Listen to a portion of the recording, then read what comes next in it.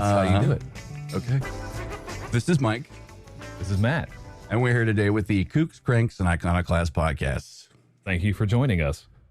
Today, on our inaugural episode, we're going to be talking about a gentleman, a mad scientist, if you will, by the name of Wilhelm Reich. Dr. Wilhelm Reich. Dr. Professor? MD. Wilhelm Reich? MD. Mad Dick. No, he didn't. He was more, you'll find out. It's somewhat fitting. Just hang around. You'll get it. You'll see. The joke kind of makes sense, I guess. I mean, it's not the greatest, but hey, I said inaugural, didn't I? So why is this guy important? Well, let me sort of give you a taste, an idea of what it is we're trying to do here with this podcast. Kooks, Cranks, Iconoclasts. Now, what does that mean? Basically, you have people who have shitty, crazy, fucked up ideas. But you know what? Some of them are worth a shit. And we got to keep them around. Because some of these people, although they've been labeled Kooks, Cranks, and Iconoclasts, those ideas are very important. Such as Orgone. Yeah, that's one. Yeah. He wrote a book called The Mass Neurosis of Fascism, I believe it's called. The Mass Psychology of Fascism, excuse me. Very salient point. Probably one of the best points he's made. The Mass Psychology of Fascism is probably one of his most ideas ever, and most people don't really know about it. So we're going to cover that today as well. It's probably what made him the most famous, at least globally. I think the one that actually got him noticed in at least the psychoanalyst world was the impulsive character in the 1920s, and that I think that one was the one that was turning heads first. Yes, he was a adherent and a student of the eminent Dr. Freud. You know, bang your mom, all that stuff. Oedipus Rex complex. Yeah, Oedipus Rex, Volume 3. Oh, I retract that statement automatically. Just, I wish I hadn't said it. Sorry. sorry.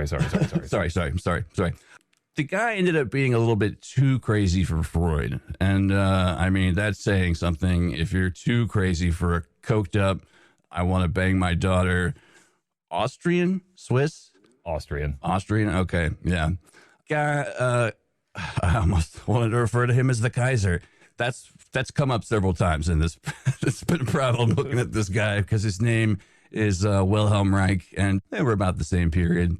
Wilhelm Reich also was a former member of the Communist Party.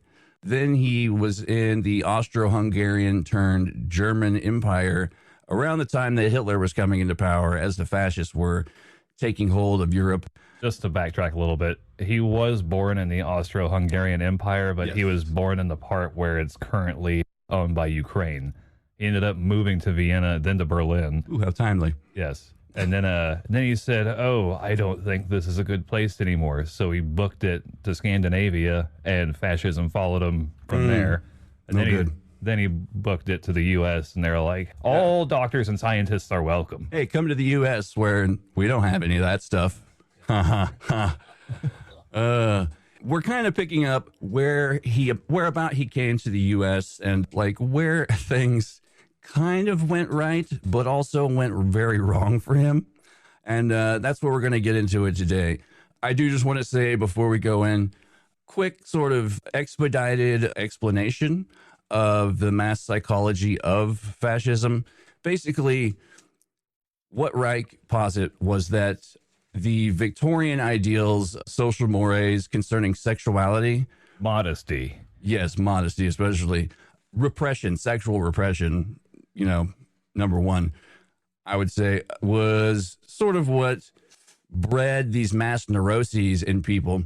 And these mass neuroses gave way to the rise of fascism because what the neuroses bred in these people was an accumulation of energy that was no longer being used properly, but for a negative use. Yes, they were being clamped down in what he calls musculature armor. We'll get to that later as well. All this sort of gave rise to of mass inner need of people for a Byzantine invisible sky daddy of sorts, or an abstract... Tell me what to do syndrome? Yeah, an abstract uber state, basically. Yes, just I don't want to have to think anymore. Itis fucking just took hold of Europe. Well, not just Europe, but I don't know. It's still pretty prevalent today, so you kind of see why we're maybe talking about this fella. Why he's so salient today, at least that one point. We're going to launch into a few notes here about what we got on this guy, what we've studied up on him. I will be covering some more of the, let's say, I'll say more harmless to kooky side. And then we're going to we're going to switch to Matt over there for some of the darker truths of what happened to this fella. Basically, just kind of, I wouldn't call it a reality check so much as a. It did not end well for this man. We'll pepper it in as we go along. It actually ended quite badly for this fella. So one of the things that's also quite sort of timely and brilliant about this man's concepts, one of the most sort of long-lasting is his idea of orgone energy. In every culture, you basically have this reoccurring idea of like a all-encompassing life force, like a atmospheric, cosmic... Or the Force from Star Wars. Yeah, basically the Force from Star Wars. But, you know, like in Chinese myth and esoteric medicine, etc., you have chi or ki. Or being cheeky. Yes, that is a joke that we've worked in many times so hard. We just love the word cheeky, I think. Forcing it. That's why we love British humor. Thanks, Mitchell and Webb. Anyways, the Hindu religion refers to it as prana, also a form of life force, a very mystic force that permeates all life in the universe. Who else? Then a couple years fast forward, you've got, I believe it's around the 1700s, Franz Mesmer. You've got animal magnetism, mesmeric force. And then you come to a Mr. Reichenbach, a Dr. Reichenbach, I believe around the same time, who came up with odic force. And then you come to the Victorian era, where they sort of referred to it as the ether or aether or aethers, which in looking at prana, that would be considered more of a mystical force. Whereas when you come to the Victorian era, the ether, aether, aethers, etc., would be considered more of a mechanical force, like something that provides a function. Yes, it pushes the universe forward and sort of acts as, you know, one of the main four physics powers. You know, that's science talk. We're not going to get too much into the weeds on that. Where Reich differentiated himself was that this was a biological force. So basically, it emanated from life itself. So Reich started championing this idea of orgone energy, right? You've probably heard this word if you're into ufology. Ufology? Ufology? Or conspiracy theory anyway, because it's been mentioned multiple times as being what reptilians eat. They sort of feed off this energy of ours, this life force. Some have said, including Dr. Reich himself, that this is a power that is also able to power alien starships, which is why he would later go on to form Jefferson Starship. And then I believe there was a hovercraft project. I could be wrong on that one. Is that the Alan Parsons Project? Jack Parsons Project, probably. Oh, yeah. Hey, sex magic kind of deals into this. So it does. They are intertwined. The natural biological energy is closely associated with orgasms, as well as the breaking away of what Reich called psychic armor. For example, just think of the way that the human body experiences full-on flexion and extension, or sort of a constriction and expansion during orgasms. Or perhaps another way of thinking about it is a gradual full body tightening and then releasing, giving away to the breaks in what we referred to, or what he referred to as psychic armor, which is more or less the biophysical musculature effects upon the body exerted over time via all these miscellaneous neuroses that just build up in the body through all the psychic bullshit that you have to deal with in your life. So like a physical manifestation of all the mental pains. Yeah, that we go exactly. through. Yeah. Like every time, maybe when someone said you weren't good enough or whatever, just all these little fucking, Somebody yelled at you at your job. And yeah, a little you're like, nitpicky horse shit you got to deal with every day. It fucking builds up, fucking that nosy bitch up the street keeps fucking calling the cops. stealing your fucking Amazon packages and fucking, you got to get those fucking dildos because Dr. Reich says fucking ladies got to have more orgasms. Wet pussies are great for the world. It's just a fact, really. It's science. So it should also be mentioned here that in the spirit of disclosure, and that's a pun for those into ufology. You may get that later. I don't know. Maybe it's not worth it. That Orgone energy goes deep down the rabbit holes of modern day ufology, but more on that later. I'd also like to note that anyone trying to sell you anything involving Orgone is probably a flat out fraud. So don't pay any money for it. Yeah, the blueprints are online for free, aren't they? Yes, he built what's called an Orgone accumulator. This is basically, it's essentially I hesitate to call it a machine. We'll say apparatus. How about that? Like a box. Would you agree with that word, apparatus? Say apparati. Okay. What's the thing that Doctor Who uses? Retardus? TARDIS. Okay. Yeah. Okay. Yeah. It's about the size of a phone booth for one person to get in. And it's made from alternating what he calls organic, inorganic materials. So basically, the way he would build them is alternating layers of steel wool with particle board. And you would sit inside this machine and it would basically, apparatus, excuse me. And it would basically accumulate this Orgone energy from the atmosphere, from the very cosmos itself, and rain it down into your body. And so it's meant to more or less replenish you in a manner of speaking.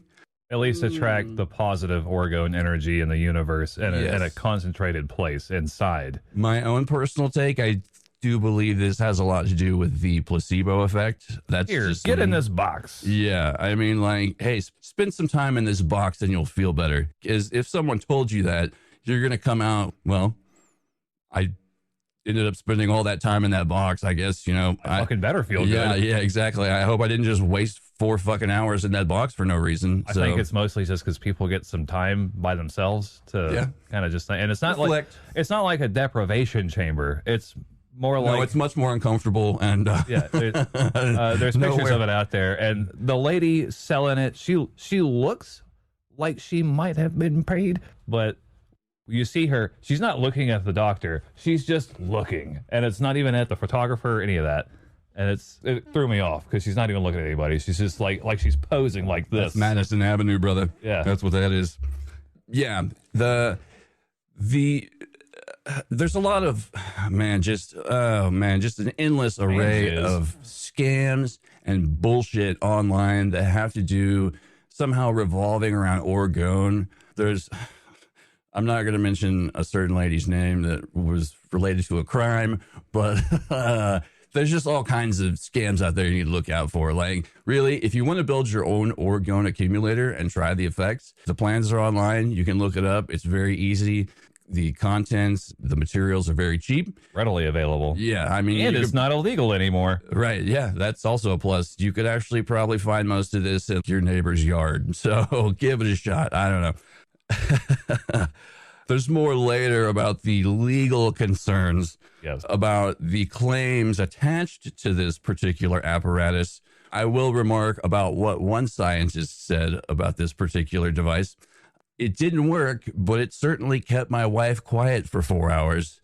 So that's delightfully sexist, isn't it? This is right back to what I'm talking about with Reich. It all circles around. It's like the callback. As far as Reich's previously mentioned contentious, somewhat convoluted, and though mostly posthumous associations with ufology, what he believed can be summed up in a somewhat prescient quote to both those in the know regarding the state of the usually acrimonious affairs prevalent with groups related to ufology, as well as what some might see in our current socio-political climate. I'm going to read this quote here by Dr. Reich himself. I almost want to put doctor in quotation marks, but he was a real medical doctor. Yeah, he earned it. I don't think they ever revoked it. Yeah. What do they want for proof? There is no proof. There are no authorities whatsoever. No president, no academy, court of law, Congress or Senate on this earth that has the knowledge or power to decide what will be the knowledge of tomorrow. There is no use in trying to prove something that is unknown to someone who is ignorant of the unknown or fearful of its threatening power. Only the good old rules of learning will eventually bring about understanding of what has invaded our earthly existence. So, ooh, that's his take on aliens, basically. We had a little bit more material. He had some short time correspondence with Dr. Albert Einstein himself. He didn't go to however many years of whatever medical school to be physicist medical school. I didn't go all those years as a patent officer to come be exactly. We called Mr. Einstein back then. Reich started a small, very short-lived correspondence with Dr. Einstein and told him all about this orgone energy that he discovered, quote unquote. Einstein was very intrigued at first, and then they met for about 4 hours, and that's about all it took for Einstein, who did look through various specially designed, quote unquote, laboratory devices that Reich himself brought in order to physically observe orgone energy, which he saw. It's a luminous blue energy, apparently. He also said that the science really is just very wrong on it. Einstein actually had an aide there with him when they were going over the orgone accumulator. Mm-hmm. They're like, oh, look, it generates heat on its own. Right. They're like, well, yeah, so does the human body. Yeah. And you're in a fucking box. Exactly. So his aide noted that, hey, just so you know, walking in here, the air on the closer to the floor is cooler than the air up top, and it mimics that inside the box as well. So just keep that in mind, that's his sly way of not saying, I think this guy is full of shit. What could maybe explain why he had the reaction that he did about the effects, quote unquote, of the box? Yeah. Because every time I think about it, I think of like those old jail and prison movies where it's like, put them in the box. And it's just like, I could tell you right now, I wouldn't come out of those things wanting to fuck anybody. I just would probably just like, can I have some water and maybe some food and just, can I see the nurse? And maybe by then, I don't know. But I think even that correspondence there was like the first ding to his credibility and legitimacy. Yeah. He was looking for people to really just back him up, I think. I would definitely say that Dr. Reich was, let's say, I'm not going to mince words here, stricken with massive delusions of grandeur, I would say. Yeah. Does that sound about right? Yeah. Delusions of grandeur, definitely. I know people. I do stuff. Eventually, he was doing all his thing in New York City, but eventually he moved his operation out to Maine, and he built a home/laboratory, which he named Orgone. It was at Orgone where eventually he would sort of solidify his reputation being, let's say, peripherally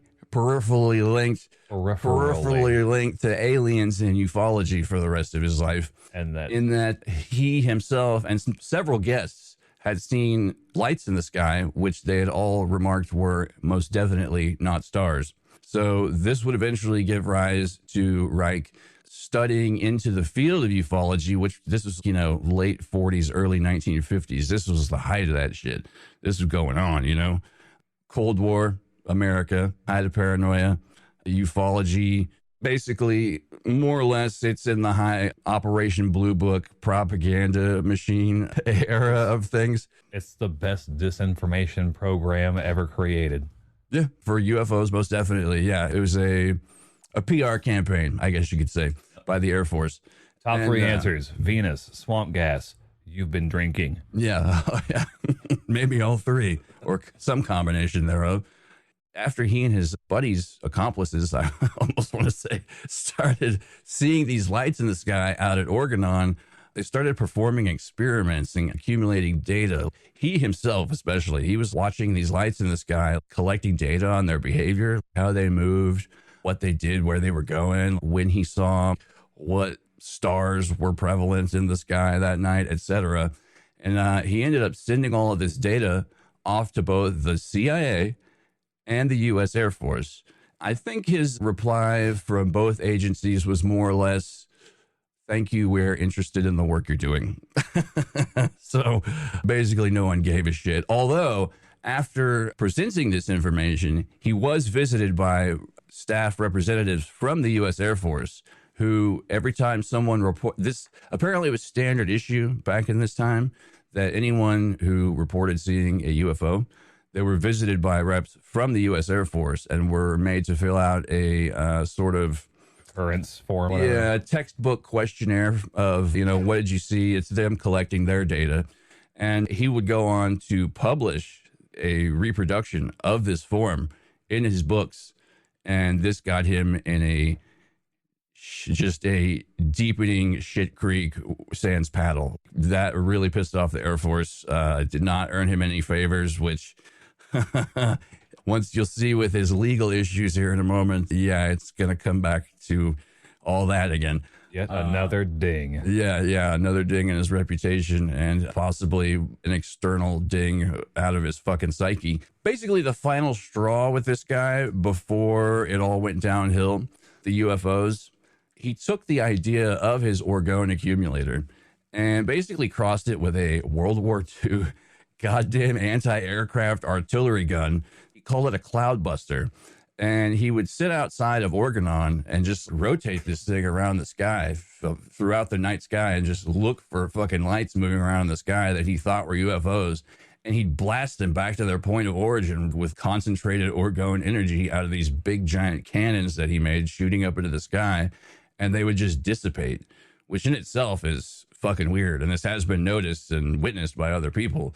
I mean, we can only rely on the testimony of other Orgone students, so it's still iffy. But I will say, not only did he send his data that I mentioned earlier to the CIA and to the U.S. Air Force, well, I'll say this: what he sent to the U.S. or to the CIA was sent directly to one director, Roscoe Hillenkotter, who is also known by the esoteric nickname and title of MJ1. Which, if you know about the 12 other guys or the 11 other guys, then there may be something to that. So that's a little bit of food for thought in the conspiracy angle thing and his relationship to aliens. What is the MJ for? Majestic 12. Yeah. Mostly that's a Stanton Friedman thing, I believe. It's been questioned whether or not that's all a hoax. But at the same time, oh man, people are tracing it to there's still people working on that, I believe. Last I checked, it hasn't yet been thoroughly debunked, I'll say. So that's where we're left at on that. I'm gonna hand it off to my bro here. We're gonna find out about the downfall of Dr. Reich. What happens when you get bad press? Next. So if you'll remember earlier in our broadcast, there was a article written about Orgone and about Wilhelm Reich himself. It brought a lot of bad press because I think she was quoted as saying I'm paraphrasing here, this is akin to astrology. Who wrote this article? Mildred Brady. Milton Bradley. Okay. Yeah, Milton Bradley. No, Mildred Brady. This is all a game to her? I think she's just really wanted to take a stab at not only Reich, but psychoanalysis. And character assassination. Yeah. I mean, don't we all? I mean, really, yeah. When it comes down to it. Yeah, it's like parlor tricks or anything like that. She claimed that the accumulator, in the article, she said in the article that Reich said this can cure cancer, common cold, aches, or even impotency. And who here doesn't want a better orgasm, right? So, everyone's listening, and that's why she said this guy's dangerous. He was basically trying to sell it as a cure-all. According to her. Right, okay. So Reich actually called a press conference. Not a whole lot of people came because who the fuck cares? Mm-hmm. Anyone with sense was like, yeah, whatever. Oh, yeah, get in this box that eliminates cancer. Yeah, like if I heard, I'd be like, yeah, you're full of shit, guy. Yeah, I think you said it was the time of steak and cigarette sandwiches. People were just too busy. Yeah. With beating up communists and yelling at people, firing people. Anyways, so he refuted this stuff and he said, yeah, I never said it could cure cancer. I said that it will help you mentally, emotionally, and maybe even help you out, pull that muscular armor off. Right. And like people that are aware of his teachings and his books, you know, that's who this is geared towards. Right. This article didn't just go live in Maine and New York. It went live with the Federal Trade Commission. Oh, shit. Because it was for sale. They caught the attention of J.J. Durrett, the director of the Medical Advisory Division of the Federal Trade Commission, who in turn asked a buddy at the FDA, hey, you think you can look into this? I think this guy's full of shit. So they launched an inquiry into Orgone. They're like, okay, well, there's some weird shit going on here, but I don't think there's anything really illegal. But they kept an eye on it. After a little while, they reported back after just seeing the people coming and going, and they said, man, this seems like some kind of sex racket. And I think that this box he's selling is a fraud. Fraud, excuse me. Sex racket was the actual phrase they used, wasn't it? Sex racket was the actual phrase. You know what? In the document. Can I throw in some just base speculation here real quick? All speculation, sir. Yeah.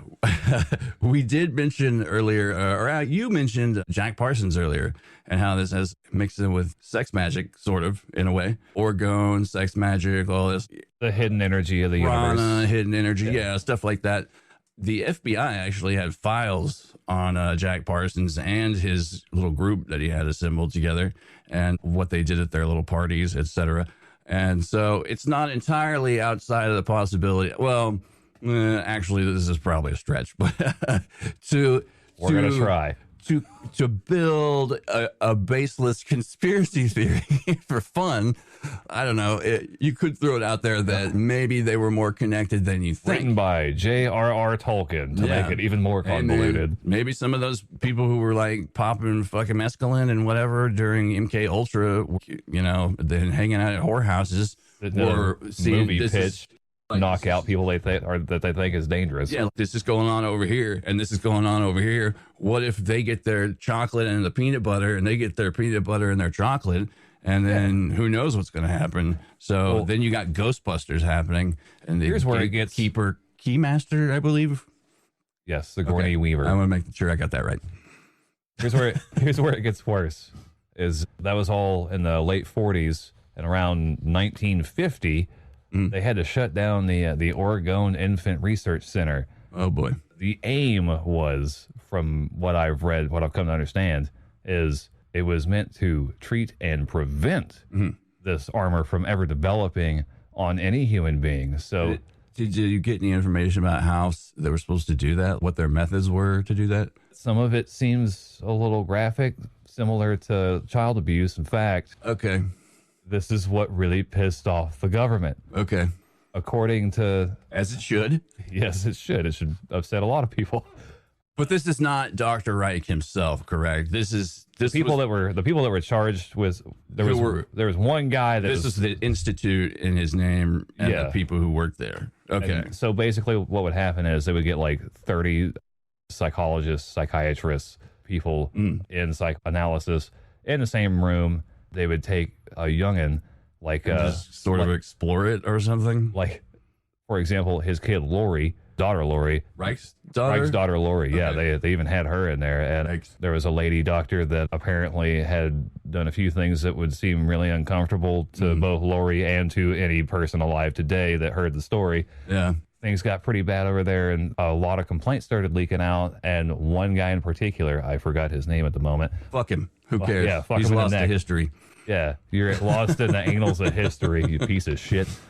So they were going to arrest him for indecency and assault of a child. And they said, they went to Reich, and Reich was like, look, man, how do we make this go away? Because that guy can't be associated with anything I'm doing. Yeah. It'll damage my reputation. That's the problem with institutions. I mean, you're only as strong as your institute is for bullshit. Wingnut, I guess. I don't know. So in order to all make it go away, they said, if you close this place down, we'll just go quiet. Call it quits. Yep, you just shut down this infant research center because people are getting upset. And so, okay. Oh, yes, rightfully so. Yes, sir, absolutely. I'll burn it down today. So as all this is going on, the FDA is still watching. So Right. like this right here is just like a jab that's he's not going to recover from, because now everyone thinks that he's some kind of sex pervert maniac dealing with all kinds of weird stuff. The reputation just keeps getting lower and lower, and he seems more like a, dare I say, kook than an actual medical or Maybe even a crank. yes. I don't know about the last one. Maybe the transformation's coming. So the FDA decided, yeah, this guy, we're gonna go ahead and move on this because this is not good. Yeah, we're gonna file an injunction with the federal court to stop any sale of any of these Orgone accumulators, Right. or any of the books, any of this stuff. A cease and desist order was given to them. He wrote a lot of books too. He wrote quite a few books. Yeah, he was a prolific writer. Prolific. I digress. You can't sell any of the accumulators, and you can't sell any of the parts to fix them. And in a very, very witty, smart like a fox move, the FDA pretended to be a customer who'd already purchased one. Oh my God, it's just like the FBI and terrorism or Other things. Homeland Security. So That's how they get all their shit done. They've been doing it forever. they called one of the parts manufacturers and asked them to send them a replacement part. And then as soon as the postage was on it and it was collected by the U.S. Postal Service, it's a violation of the injunction, and now everyone's going to jail. Yep. So at first, Wright got that subpoena and he said, fuck that. I didn't do anything. I was just fucking sitting here. Yeah. You need to take that, cocksucker. They're like, no, it's your company. You're the inventor. You're the proprietor. This is all, none of this would even be happening if it wasn't for you. And so they talked him into going to court. His people talked him into going to court. Right. He acknowledged that, yes, some parts were moved through a mail. That's all we know. Third party, something or other. But I personally am not responsible for any of that shit. And they're like, yeah, okay, we're going to take a short recess. See, And check this out. yeah. Even during that recess, that judge was like, hey, you're Does your boner box really work? you're Dr. Reich's ex-wife, right? She's like, yeah. Hey, just between me and you, I think he needs to see a fucking psych. He needs a psych eval bad. The shit he says, He can't just look at himself in the mirror and talk anymore. he's saying things that sound batshit crazy. Yeah, I was just about to say, like, his ideas, while some are still salient today, I can also see how they would attract people who are pretty fucking weird. I mean, I like him. So You can see the phrase, all this stuff starting to crack, and hey, this is a smear campaign that people are working at a conspiracy to take me down because of how much I've contributed to society. yeah, They're like, his head was getting big. Delusions of grandeur, man. And the communists were apparently out to get him at every fucking. Well, I mean, everyone thought that, but he really big spooky he communist. ran with it like big time. Yeah, that goddamn I Love Lucy is after him. Hey, man, he had history with those bastards, with those pinkos.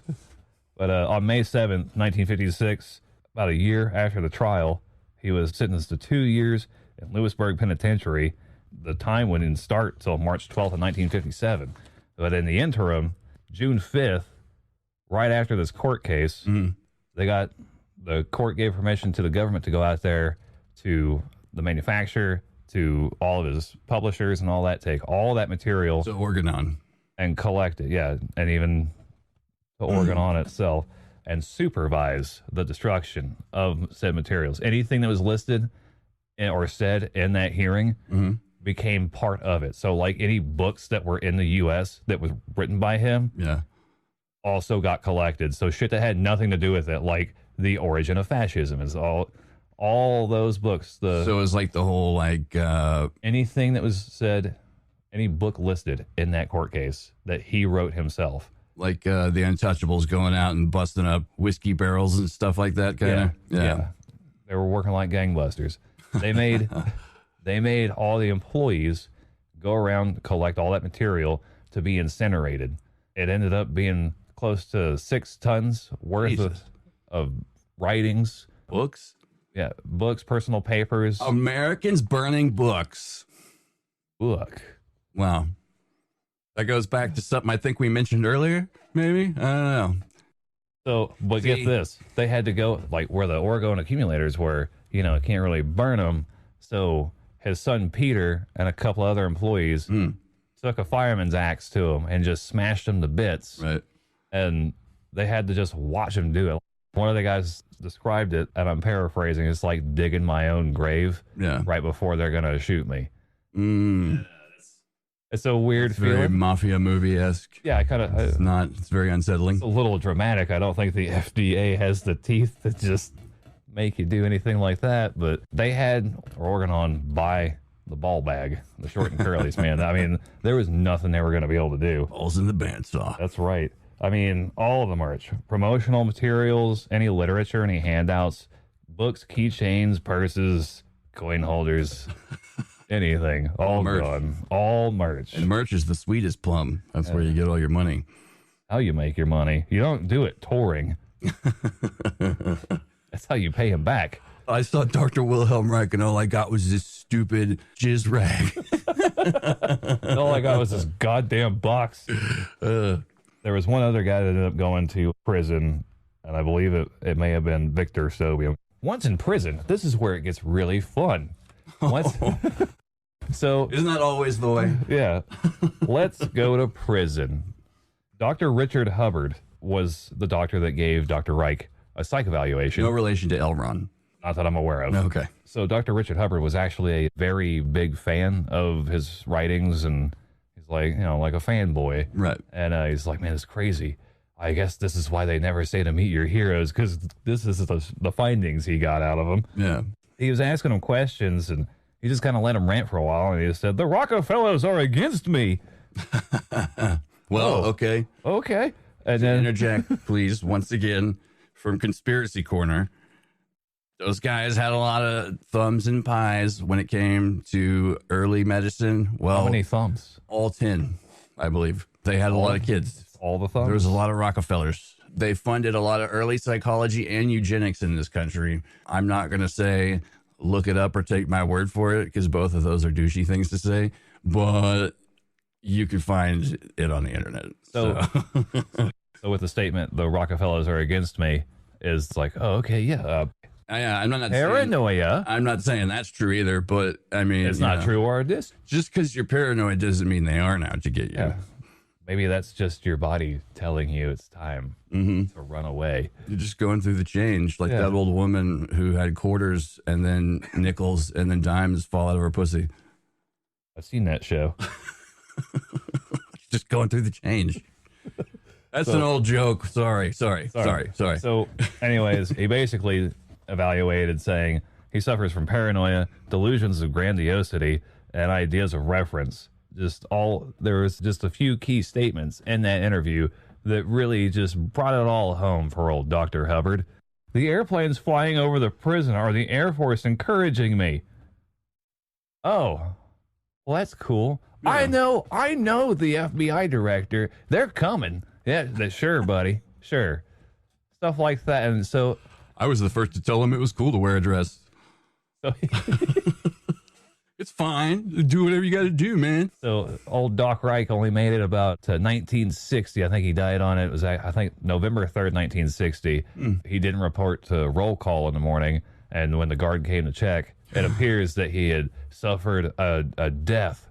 The coroner's report said it's most likely some kind of cardiac event, maybe a heart attack or a tear or heartbreak. He basically fucking lost his mind in prison.